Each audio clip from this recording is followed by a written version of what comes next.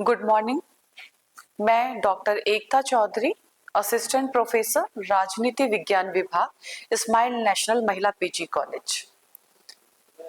आज मेरे लेक्चर का जो विषय है वह है लोकतंत्र। लोकतंत्र क्या है, लोकतंत्र का इतिहास क्या रहा, किस तरीके से लोकतंत्र कार्य कर रहे हैं और लोकतंत्र की चुनौतियां हम क्या देख पा रहे हैं, ये सभी विषयों के बारे में हम आज की क्लास में चर्चा करेंगे। सबसे पहले हम बात करते हैं कि लोकतंत्र क्या है। डेमोक्रेसी शब्द की उत्पत्ति ग्रीक के डेमोस और क्रेटोस से बना हुआ है। डेमोस मीन्स होता है जनता, क्रेटोस मीन्स होता है शक्ति, यानी जनता की शक्ति या जनता का शासन। अमेरिका के राष्ट्रपति अब्राहम लिंकन ने डेमोक्रेसी के बारे में बताते हुए कहा है कि democracy government of the people, by the people and for the people है। ज्यादातर अगर हम बात करें तो हमारे विद्यार्थी अब्राहम लिंकन की जो कोटेशन है उसको सही मायने में समझ नहीं पाते हैं कि उसमें उन्होंने जो of the people, by the people और फॉर द पीपल का जो प्रयोग किया है लोकतंत्र को बताने में, उसके सही रूप क्या है, उसके सही मायने क्या हैं। गवर्नमेंट में जो ऑफ द पीपल की बात अगर हम करें तो ऑफ द पीपल जो है वो हमारे गवर्नमेंट के रिप्रेजेंटेटिव कैरेक्टर्स को दर्शाता है। भारत में विभिन्न विभिन्न जाति, धर्म, समुदाय के लोग रहते हैं। क्षेत्र के आधार पर भी क्षेत्र की जो सीमा है कहीं पे बड़ी है, कहीं पे छोटी देखने को मिलती है। तो जो उनका पार्टिसिपेशन होता है वो लोकतंत्र में एक समान होता है, यानी किसी भी विभिन्नताओं से ऊपर उठ करके उनको संसद में एक समान भागीदारी करने का मौका मिलता है। आगे बाय द पीपल, जब हम सरकार चुनते हैं, ये सरकार जनादेश के आधार पर ही चुनी जाती है। जनता चुनाव के माध्यम से ही अपनी सरकार को चुनती है, या जैसे एमएलए हो गए, एमपी हो गए, प्रधानमंत्री हो गए, इन सभी को चुनने का अधिकार हम जनता को दिया जाता है और ये जनता मतदान के माध्यम से, चुनाव के माध्यम से अपने सरकार को, अपनी राजनीतिक व्यवस्थाओं को चलाने के लिए जो योग्य मंत्री होते हैं या जो प्रधानमंत्री होते हैं उनका चुनाव करते हैं। For the people, for the people का मतलब ये होता है कि हम एक ऐसी शासन प्रणाली को चलाएं जो एक गुड गवर्नेंस पर कार्य कर रही हो, यानी देश को चलाने के लिए सुशासन की अत्यंत ही आवश्यकता होनी चाहिए। इसके लिए हमें समय समय पे डिस्कोर्स करते रहना चाहिए। जो हमारी सरकार है वो अपनी क्या नीतियां, अपने क्या कानून बना रही है, उन विषयों पर हमारी जनता के साथ सीधी भागीदारी होनी चाहिए। और जब डिस्कोर्स करते हैं तो नए नए आइडियाज, नए नए विचार आते हैं और समस्याएं जो होती हैं उसका निवारण भी बहुत आसानी से हो पाता है। तो लोकतंत्र सही मायने में देखा जाए तो लोकतंत्र जो है वो जनता का ही शासन है, क्योंकि जनता ही अपने प्रतिनिधियों का चुनाव करके शासन को एक सुव्यवस्थित सुशासन के रूप में चलाती है। आधुनिक युग में लोकतंत्र जो है, आधुनिक युग के लोकतंत्र की अगर हम बात करें तो आधुनिक युग में लोकतंत्र एक वैध है, न्यायपूर्ण है और मानवीय शासन प्रणाली पर आधारित लोकतंत्र है। लेकिन आधुनिक लोकतंत्र को समझने से पहले प्राचीन काल में या ऐतिहासिक काल में लोकतंत्र की जो विचारधारा रही वो किस प्रकार से रही, इसको समझना बहुत जरूरी है। प्राचीन समय काल की अगर हम बात करें तो प्राचीन समय काल में ग्रीक के एथेंस राज्य में प्रत्यक्ष लोकतंत्र को चलाया जाता था, क्योंकि एथेंस यूनानी राज्य है और वहां पर जो जनसंख्या थी वो लगभग 10,000 के आसपास थी और वहां पर शासन व्यवस्थाओं में जो जनता की जो भागीदारी होती थी वो सीधे तौर पर होती थी, जहां पर जनता जो होता था वो अपने प्रतिनिधियों का चुनाव नहीं करता था, बल्कि जो भी कानून या नीतियां होती थी वे स्वयं बनाता था, जिसके माध्यम से हम देख पाते हैं कि वहां पर जो शासन व्यवस्थाएं होती थी वो प्रत्यक्ष रूप से जनता के द्वारा ही चलाई जाती थी। मध्ययुगीन काल की अगर हम बात करें तो मध्ययुगीन काल में यूरोप में राजतंत्र और चर्च का बहुत ज्यादा प्रभुत्व देखने को मिला। आम जनता के पास किसी भी प्रकार का कोई भी राजनीतिक अधिकार नहीं रहता था। किसान और श्रमिकों के साथ बहुत सारा शोषण किया जाता था, अत्याचार किया जाता था, जिसके वजह से इस अन्यायपूर्ण स्थिति को दूर करने के लिए वहां पर धीरे धीरे लोकतंत्र की विचारधाराओं का उद्भव होना प्रारंभ हुआ। इंग्लैंड की गौरवपूर्ण क्रांति जो 1688 में हुई, उसमें भी देखा गया कि आधुनिक लोकतंत्र की दिशा में इंग्लैंड की गौरवपूर्ण क्रांति जो रही वो एक पहला कदम था। इसमें राजा की निरंकुश जो शक्तियां थी उन शक्तियों को सीमित करते हुए संसद को सर्वोच्च स्थान दिया गया, जिसका परिणाम यह हुआ कि शासन जनता की सहमति पर आधारित हो गया और धीरे धीरे करके लोकतंत्र को एक दिशा मिलनी शुरू हुई। ज्ञानोदय का काल की अगर हम बात करें, 18वीं सदी में ज्ञानोदय काल जो रहा उसमें आंदोलन होना शुरू हो गया। उसमें हमारे कुछ प्रमुख राजनीतिक विचारक जैसे कि जॉन लॉक, रूसो, मॉन्टेस्क्यू ने अपने राजनीतिक विचारधाराओं के माध्यम से लोकतंत्र को एक नई नींव देने का प्रयास किया। जॉन लॉक ने प्राकृतिक अधिकार के माध्यम से व्यक्तियों के व्यक्तिगत अधिकार को बताते हुए, स्वतंत्रता समानता को बताते हुए लोकतंत्र को मजबूत बनाने की बात कही। इसके साथ ही साथ रूसो ने अपने समान इच्छा के दर्शन के माध्यम से भी लोकतंत्र को आगे बढ़ाने का प्रयास किया। मॉन्टेस्क्यू के विचारों की अगर हम बात करते हैं तो मॉन्टेस्क्यू ने शक्तियों का विभाजन करके लोकतंत्र को एक नई दिशा देने का प्रयास किया और यही दिशा जो था वो लोकतंत्र में एक बौद्धिक आधार के रूप में हमारे सामने देखने को मिलता है। इसके बाद हम बात करते हैं अमेरिकन रेवोल्यूशन जो 1776 में आया था। यह घटना भी उतनी ही महत्वपूर्ण है जैसे कि बाकी की घटनाएं रही। अमेरिका में राजतंत्र को नकारते हुए जनता की संप्रभुता को अपनाया गया और वहां पर जो स्वतंत्रता की घोषणा की गई उसमें यह बोला गया कि मनुष्य स्वतंत्र पैदा हुआ है, यानी उसके ऊपर किसी भी प्रकार के बंधनों को नहीं रखा जा सकता है। मनुष्य स्वतंत्र होकर के अपने अधिकारों का प्रयोग कर सकता है, जो जिसके माध्यम से स्वतंत्रता, समानता, न्याय जैसी व्यवस्थाएं उसको प्रदान की जा सकती हैं और इसके माध्यम से मनुष्य जो है अपना सर्वांगीण विकास कर सकता है, जो लोकतंत्र के लिए एक महत्वपूर्ण कदम था। फ्रांसीसी क्रांति 1789 में प्रारंभ हुई, जहां पर राजशाही को समाप्त करके 3 महान आदर्शों को जोड़ा गया जो स्वतंत्रता, समानता और बंधुत्व के प्रति उत्तरदायी था। इन सब का परिणाम जो हम देख पा रहे हैं आज के वर्तमान युग में वो यह हम देख पा रहे हैं कि जनता के हाथों में सत्ता केंद्रित हो चुकी है और जनता के प्रति वो उत्तरदायी भी है। जब जनता के प्रति सत्ता केंद्रित हो जाती है तो उसकी जवाबदेही भी बनती है जनता के प्रति। यदि कोई भी सरकार जो जनता के द्वारा चुनी जाती है और जनता उससे किसी भी प्रकार से असंतुष्ट होती है या असंतोष होता है उसे, तो वह उन्हें बदलने का अधिकार पूर्ण रूपेण रखती है। अब हम बात करते हैं लोकतंत्र के प्रकार की। प्रायः हम देखते हैं कि लोकतंत्र को हम 2 भागों में बांटते हैं, प्रत्यक्ष लोकतंत्र और अप्रत्यक्ष लोकतंत्र। लेकिन मैं आप लोगों से प्रत्यक्ष लोकतंत्र, अप्रत्यक्ष लोकतंत्र, उदार लोकतंत्र और सामाजिक लोकतंत्र के बारे में चर्चा करूंगी। सबसे पहले हम बात करते हैं प्रत्यक्ष लोकतंत्र।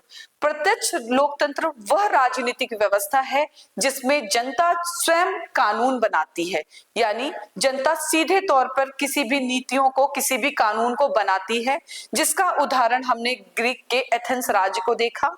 और हम अगर अभी बात करते हैं तो स्विट्जरलैंड भी प्रत्यक्ष लोकतंत्र के उदाहरण के रूप में देख सकते हैं। दूसरी, अप्रत्यक्ष लोकतंत्र, जिसमें नागरिक सीधे सहभागिता ना दे करके अपने प्रतिनिधि के माध्यम से सरकार को चलाता है। प्रतिनिधि जो होता है वो जनता के प्रति उत्तरदायी होता है। अप्रत्यक्ष लोकतंत्र में जनता अपने प्रतिनिधि चुन करके चुनाव करती है, यानी मतदान के माध्यम से अपने प्रतिनिधियों का चुनाव करती है और शासन सत्ता या सरकार को चलाती है। इसका उदाहरण हम Bharat, America, Britain, France, Germany जैसे देशों को देख सकते हैं। तीसरा जो लोकतंत्र का प्रकार है वह है उदार लोकतंत्र। उदार लोकतंत्र वह राजनीतिक व्यवस्था है जो लोकतंत्र के साथ साथ व्यक्तियों के व्यक्तिगत स्वतंत्रता, उनके अधिकार और कानून के शासन को भी जोड़ता है, उसको महत्व देता है, क्योंकि शासन में इन सभी बिंदुओं का भी होना अत्यंत आवश्यक है। इसके उदाहरण को भी हम अमेरिका, इंडिया और ब्रिटेन जैसे देशों में देख पाते हैं। अगला जो है वो है सामाजिक लोकतंत्र। सामाजिक लोकतंत्र एक ऐसी राजनीतिक व्यवस्था है जहां पर आर्थिक व्यवस्थाओं के साथ साथ सामाजिक न्याय और लोक कल्याण जैसी विचारधाराओं को भी सम्मिलित किया जाता है।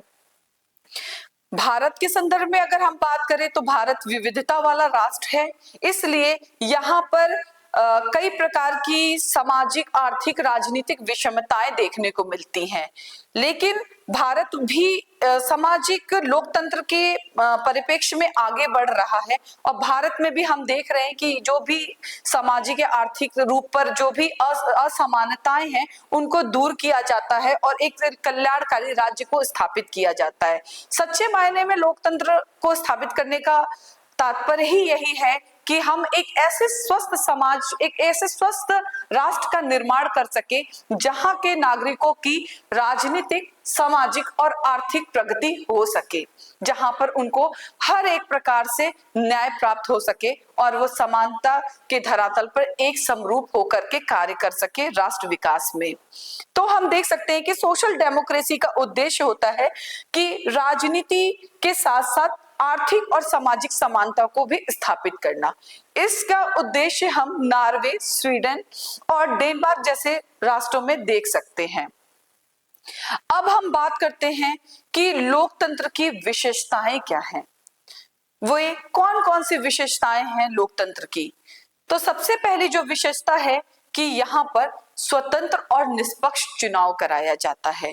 चुनाव आयोग के द्वारा प्रत्येक 5 वर्ष पर में स्वतंत्र और निष्पक्ष चुनाव की व्यवस्था की जाती है, जिसमें जनता अपने प्रतिनिधियों का चुनाव करती है और चुनाव करने के बाद उस सरकार जो होता है, चयनित किया गया जो सरकार होता है, वह सरकार जनता के प्रति कार्य करता है, नीतियां बनाता है, कानून बनाता है और ये वे नीतियां ऐसी नीतियां बनाता है जो समाज और राष्ट्र के विकास से संबंध रखता हो।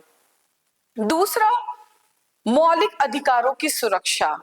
लोकतंत्र यहाँ पर व्यक्तियों के अधिकारों की भी संरक्षण करता है, मौलिक अधिकार हमें प्रदान करता है।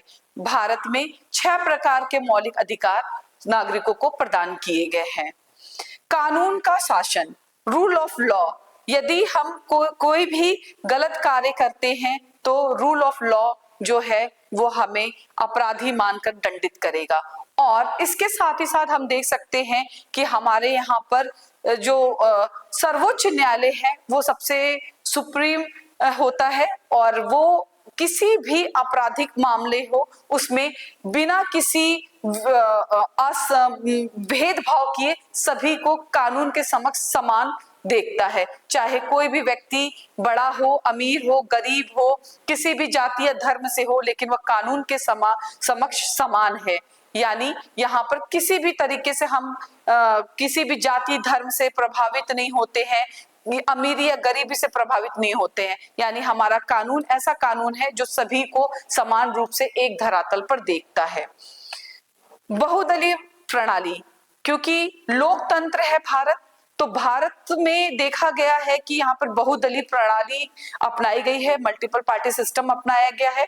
हम नागरिकों को यह अधिकार है कि हम किसी भी राजनीतिक दल को चुन सकते हैं, यह हमें स्वतंत्रता दी गई है और इससे हमें एक बेहतर और एक अच्छी सरकार चुनने का भी अवसर प्राप्त होता है। मीडिया की स्वतंत्रता, मीडिया की स्वतंत्रता भी हमें दी गई है, क्योंकि मीडिया जो है वो जनता की ही आवाज है। मीडिया जो होती है वह सरकार की देखरेख करती है, निगरानी करती है और सरकार की जो भी बातें होती हैं वह हम जनता तक पहुंचाने का प्रयास करती है। तो यहाँ पर भारत में जो लोकतंत्र की सबसे महत्वपूर्ण विशेषता देखी गई है वो ये देखी गई है कि मीडिया को भी पूर्ण रूपेण स्वतंत्रता दिया गया है कि वो बिल्कुल जनता को सही सूचना, सही चीजें अवगत करा सके। अब हम बात करते हैं कि भारत में लोकतंत्र के स्तंभ क्या है।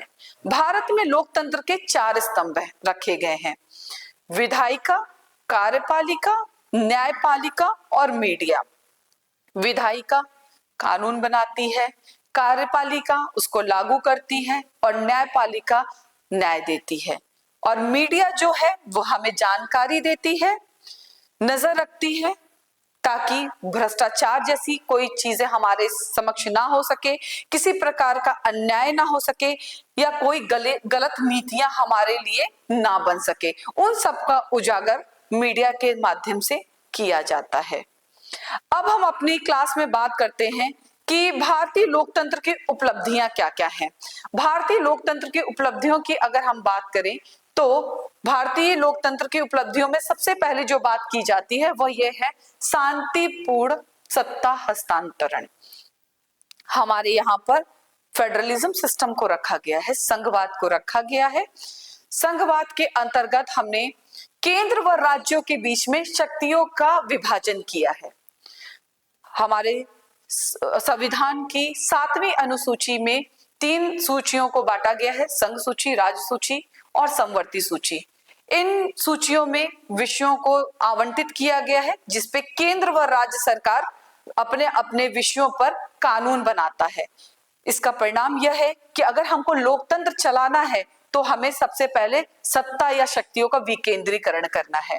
भारत में केंद्र व राज्य सरकार के साथ साथ तीसरी सरकार भी है जो स्थानीय स्वशासन के रूप में जानी जाती है। स्थानीय सरकारें स्थानीय स्तर पर रह रहे लोगों की समस्याओं को ध्यान में केंद्रित करते हुए एक मजबूत लोकतंत्र को स्थापित करने का प्रयास करता है, जिसका माध्यम पंचायती राज व्यवस्था है जो हमारे अनुच्छेद 40 के अंतर्गत रखा गया है।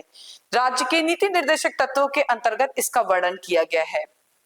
इसके साथ ही साथ अनुसूचित जाति, जनजाति और महिलाओं की भी भागीदारी सुनिश्चित की गई है हमारे लोकतंत्र में, क्योंकि भारत में हमने देखा कि भारत में विभिन्न विभिन्न जाति धर्म के लोग रहते थे।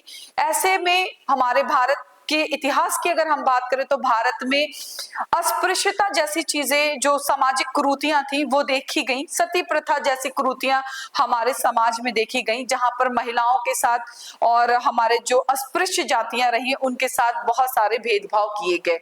ऐसी स्थिति में अगर हमें सामाजिक समानता स्थापित करना है, सामाजिक न्याय की बात करनी है, तो उसके लिए आवश्यक यह है कि हम इनकी जो सहभागिता है उसको सुनिश्चित कर सके।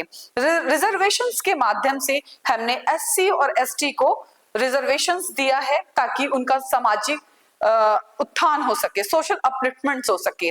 महिलाओं को भी राजनीतिक सहभागिता दी गई। आप जानते होंगे कि कई ऐसे देश रहे हैं जहां पर महिलाओं ने अपनी राजनीतिक सहभागिता के लिए एक लंबे समय तक संघर्ष किया है, लेकिन भारत इस मामले में ब्लेस्ड है कि भारत को स्वतंत्रता के बाद ही महिलाओं को राजनीतिक सहभागिता दी गई। आज हमारे यहाँ पर 33% रिजर्वेशन महिलाओं को दी गई है। और हम देख सकते हैं कि पंचायती राज व्यवस्थाओं में भी महिलाओं को आरक्षण की व्यवस्था की गई है और उनकी जो सहभागिता देखने को मिल रही है वो बहुत ज्यादा देखने को मिल रही है। केरल जैसे राज्य की अगर हम बात कर रहे हैं तो केरल में हम देख सकते हैं कि महिलाओं की जो सहभागिता है वो लगभग 50% के आसपास देखने को मिल रही है। तो यह हमारे लोकतंत्र को एक मजबूत आयाम दे रहा है। अगला है सूचना का अधिकार।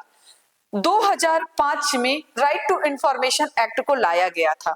राइट टू इंफॉर्मेशन एक्ट को लाने का कारण ही यही है कि हम अपने लोकतंत्र को और मजबूत और उत्तरदायी बना सके, जहां पर हम जनता अपने प्रतिनिधियों का चुनाव करते हैं, अपनी सरकार को बनाते हैं, अपनी एमपी एमएलए को चुनते हैं।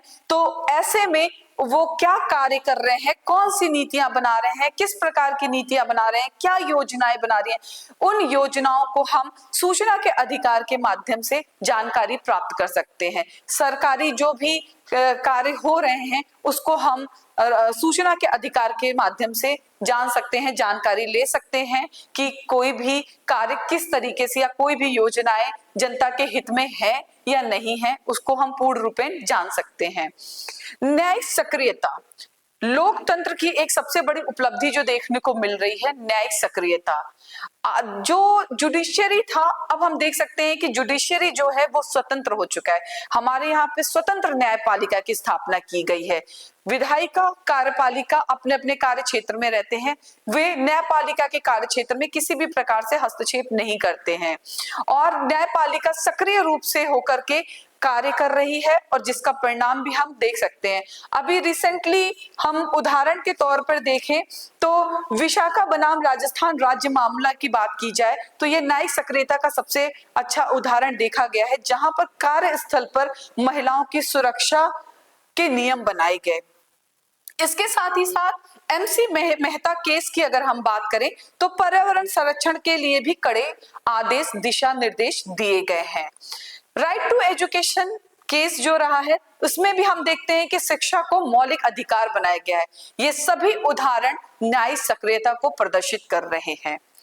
इसके बाद आता है स्थानीय स्वशासन, क्योंकि स्थानीय स्वशासन के माध्यम से भी हम लोकतंत्र की जड़ों को मजबूत करते हैं। गांधी जी कहते थे विकास की जो सीढ़ी होती है वह निचले स्तर से उच्च स्तर पर होती है, यानी हमेशा जो विकास होना चाहिए निम्न स्तर से उच्च स्तर पर होना चाहिए। और भारत कृषि प्रधान देश है, जहां पर आज भी लगभग 70% जनसंख्या जो है गांव में निवास कर रही है। तो ग्रामीण जनता की मूलभूत आवश्यकताओं, उनकी समस्याओं को जानने के लिए हमने स्थानीय स्वशासन व्यवस्था को स्थापित किया। 1973 और 74 में पंचायती राज व्यवस्था और नगर निगम पालिकाओं की व्यवस्था की गई है, जिसमें 73rd और 74th अमेंडमेंट के माध्यम से देखा गया कि हमने अपनी पंचायती राज व्यवस्थाओं को और मजबूत किया है और उन्हें संवैधानिक दर्जा भी प्रदान किया गया है। अब हम बात करते हैं कि हमारे लोकतंत्र की समस्याएं क्या देखने को मिल रही हैं वर्तमान में। लोकतंत्र बहुत बड़ा विषय है। लोकतंत्र बहुत सारे विकसित और विकासशील देशों ने सभी ने लगभग लोकतंत्र की विचारधाराओं को अपनाया। कारण यह रहा है कि इसमें जनता की सहभागिता है, जनता अपने प्रतिनिधियों का चुनाव कर पा रही है, जनता देख रेख कर पा रही है कि सरकार किस तरीके से कार्य कर रही है, क्या नीतियां किस प्रकार की योजनाओं का क्रियान्वयन कर रही है। लेकिन कभी कभी लोकतंत्र में कुछ ऐसी समस्याएं आती हैं जो उसकी जड़ों को कमजोर करती हैं। सबसे पहले हम जो सबसे बड़ी समस्या देखते हैं चुनावी हिंसा। चुनावी हिंसा के माध्यम से जो चीजें हैं, आज वोट बैंक की राजनीति के माध्यम से लोग वोट बैंक प्राप्त करने के लिए आगे बढ़ रहे हैं। जो चुनाव का जो असली मकसद था कि एक ऐसा चमत्कारी राजनेता हमें चुना जाए जो देश के विकास में अपनी महत्वपूर्ण भूमिका निभा सकते। माननीय श्री नरेंद्र मोदी जी इसका सबसे सफल उदाहरण है। उन पिछले कई वर्षों से माननीय श्री नरेंद्र मोदी जी बहुत अच्छे तरीके से शासन व्यवस्थाओं को चला रहे हैं। अगली जो समस्या हम देख पाते हैं, धन बल और बाहुबलता। जो एलीट क्लास है, जो फाइनेंशियली इंडिपेंडेंट है, बहुत फाइनेंशियली स्ट्रांग है, उन्हीं को राजनीतिक दल जो है अपनी पार्टियों में सम्मिलित करते हैं। हर व्यक्तियों को मौका नहीं मिल पाता है। इसके अलावा हम देख सकते हैं कि मीडिया का ध्रुवीकरण होता जा रहा है। मीडिया, कभी कभी हम देखते हैं कि मीडिया इतनी बायस्ड हो जाती है कि पर्टिकुलर कुछ ही पार्टीज को प्रमोट करती है, जबकि मीडिया को निष्पक्ष होकर के अपने विचारों को जनता के समक्ष प्रस्तुत करना चाहिए। और जो आखिरी जो हम समस्या लोकतंत्र की देख रहे हैं वो है बेरोजगारी और असमानता। भारत में हम देख सकते हैं कि व्यापक रूप से बेरोजगारी और असमानता है, इसलिए इसको दूर करना अत्यंत अनिवार्य है कि कैसे भी करके भारत सरकार को यह देखने का प्रयास है कि हमारे युवा पीढ़ी को ज्यादा से ज्यादा रोजगार मिल सके। अगर हमारी जनता शिक्षित होगी तो शिक्षा के आधार पर वो सही सरकार का चुनाव कर पाएगी। इसके साथ ही साथ समाज में अगर किसी भी प्रकार की कोई भी विसंगतियां या असमानताएं हैं, उन असमानताओं को भी दूर करने का प्रयास हम लोकतंत्र के माध्यम से कर सके। यह भी एक बड़ी समस्या के रूप में देखने को मिलता है। अंत में अगर हम बात करें कि लोकतंत्र को हम मजबूत कैसे कर सकते हैं, लोकतंत्र को मजबूत करने के लिए सबसे ज्यादा अनिवार्य जो कदम है वो है नागरिक शिक्षा, स्वच्छ राजनीति, पारदर्शी और जवाबदेही आपका न्यायपालिका, साथ ही साथ स्वतंत्र मीडिया और डिजिटल साक्षरता। अंत में मैं ये कहना चाहूंगी कि जो लोकतंत्र है वो सिर्फ विधि नहीं बल्कि नैतिक और सामाजिक प्रतिबद्धता है। इसकी सफलता नागरिक की जागरूकता, नैतिकता और भागीदारी पर ही निर्भर करती है। तभी हम एक सच्चे लोकतंत्र को स्थापित कर पाएंगे, और सच्चे लोकतंत्र को स्थापित करने के लिए हमें सुशासन और कल्याणकारी नीतियों को भी लागू करना है, जिससे कि एक वेलफेयर स्टेट भी स्थापित हो सके, जहां पर सभी नागरिकों को समानता, न्याय, स्वतंत्रता, अधिकार प्राप्त हो सके, और साथ ही साथ वे अपने राष्ट्र निर्माण में एक महत्वपूर्ण भूमिका निभा सके, क्योंकि जनता ही देश की शासन व्यवस्थाओं को चलाने में अपना बहुत ही महत्वपूर्ण योगदान देती है। और लोकतंत्र तभी सफल हो सकता है जब हमारी जनता सक्रिय, जागरूक होकर के राजनीतिक व्यवस्थाओं में, शासन प्रणालियों में अपनी भूमिका प्रदान कर सकती है। धन्यवाद।